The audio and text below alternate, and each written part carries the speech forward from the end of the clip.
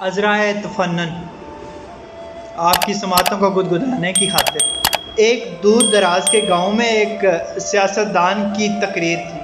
300 kilometre टूटी फूटी सड़कों पर सफ़र करने के बाद जब वो तकरीर की जगह पर पहुंचे तो देखा कि सिर्फ एक किसान उनकी तकरीर सुनने के लिए बैठा हुआ था। उस अकेले शख्स को देखकर सियासतदान को सख्त मायूसी हुई और नहायत अफसरदा अंदाज में कहने लगा, भाई आप तो सिर्फ अकेले आए हो, समझ में नहीं आता कि अब मैं तकरीर करूं या नहीं।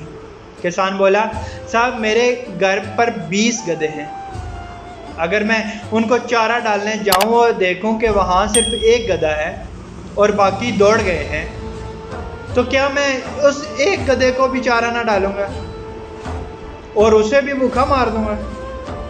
किसान का बेहतरीन जवाब सुनकर सियासतदान बहुत खुश हुआ और डाइस पर जाकर उस अकेले किसान के लिए 2 घंटे तक पुरजोश अंदाज में तकरीर करता रहा।